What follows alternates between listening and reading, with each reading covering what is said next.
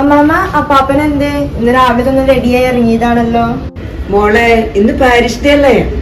പള്ളിയിലേക്ക് പോയേക്ക. അപ്പാപ്പനോ? അവിടെ പിതൃവേദിയും മാതൃസംഘവും യൂത്തും എല്ലാവരും ഉണ്ട്. ഈ പ്രായ അപ്പാപ്പനോട് പോയി എന്ത് ചെയ്യാനാ? എനിക്കറിയില്ല മോളെ, നീ അവിടെ പോയിട്ട് നോക്ക്.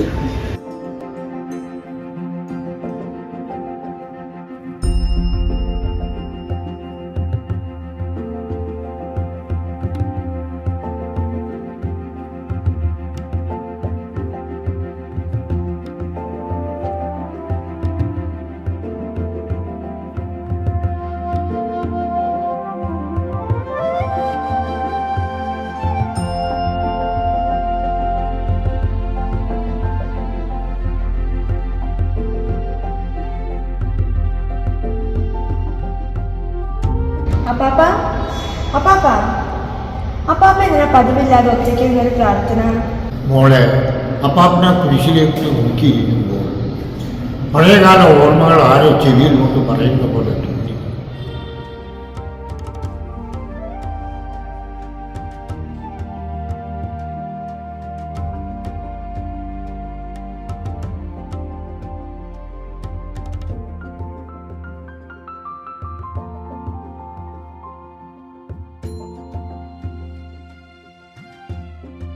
കാലം ഒരു നദി പോലെ ഒഴുകി നീങ്ങുമ്പോൾ ചില ഓർമ്മകൾ മാത്രം മായാതെ മനസ്സിൽ തങ്ങി നിൽക്കും.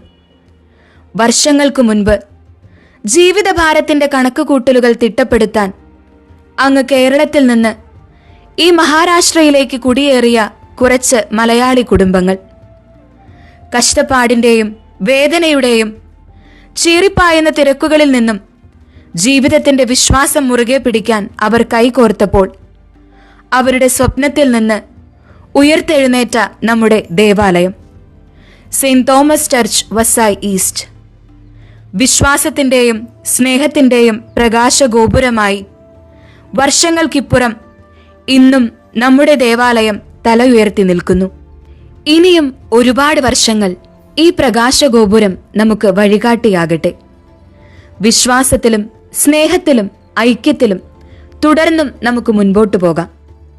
ഈ ഇടവക ദിനാഘോഷം നമ്മുടെയെല്ലാം ഹൃദയങ്ങളിൽ പ്രതീക്ഷകളുടെ പുതിയ തിരുനാളങ്ങൾ തെളിയിക്കട്ടെ. നമ്മുടെ ദേവാലയം, നമ്മുടെ വിശ്വാസം, നമ്മുടെ കുടുംബം. ഏവർക്കും ഇടവക ദിനാശംസകൾ. അന്ന് അതൊരു പുലർക്കാലമായിരുന്നു. ഒരു പുതിയ ദൗത്യവുമായി മണ്ണിലേക്ക് കടന്നു വന്ന കുറച്ച് കുടുംബങ്ങൾ. മൊബൈൽ ഫോണുകൾ വിരളമായിരുന്ന ആ കാലത്ത് ഒരുമിച്ച് കൂടാൻ വലിയ ബുദ്ധിമുട്ടുകളുണ്ടായിരുന്നു. ആ കാലഘട്ടത്തിൽ വസായ് വെസ്റ്റിലുള്ള കുടുംബങ്ങളോട് ചേർന്നായിരുന്നു കുർബാന അർപ്പിച്ചിരുന്നത്. രാത്രികാലങ്ങളിലുള്ള കുർബാനയിൽ പങ്കെടുക്കുന്നതിനും കുഞ്ഞുങ്ങളെ മതബോധനം പഠിപ്പിക്കുന്നതിനുമുള്ള യാത്രാ സൗകര്യം വളരെ ദുഷ്കരമായിരുന്നു. 1993 കുറച്ച് കുടുംബങ്ങൾ കൂടി ഹോളി ഫാമിലി ചാപ്പലിൽ കുർബാന ആരംഭിച്ചു.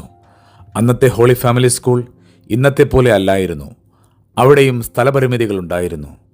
ഹോളി ഫാമിലി ചാപ്പലിലും വിദ്യാവികാസിനി സ്കൂളിലും ഒഴിഞ്ഞ ടെറസുകളിലും കുർബാനയും കുടുംബ മീറ്റുകളും സംഘടിപ്പിച്ചിരുന്ന ആ ഒരു കാലഘട്ടം. എന്നിട്ടും പൂർവികർ വെറുതെ ഇരുന്നില്ല. ദേവാലയം പണിയാൻ ഒരു പിടി മണ്ണിനായുള്ള നെട്ടോട്ടം. അങ്ങനെ അവർ അതും നേടി. ഒരു പിടി മണ്ണിൽ നിന്ന് ഒരു ദേവാലയം കെട്ടിപ്പടുക്കുക എന്നത് വെറുമൊരു സ്വപ്നമായിരുന്നില്ല. അതൊരു വലിയ വെല്ലുവിളിയായിരുന്നു. ഓരോ കല്ലും ഓരോ ഇഷ്ടികയും അവർ തങ്ങളുടെ വിയർപ്പും പ്രാർത്ഥനയും കൊണ്ട് കുഴച്ചു. പണച്ചെലവുകൾ, ജോലിയുടെ ഭാരം, പ്രതികൂല കാലാവസ്ഥ എല്ലാം അവർക്ക് തടസ്സങ്ങളായിരുന്നു. എങ്കിലും വിശ്വാസം അവരെ മുന്നോട്ട് നയിച്ചു.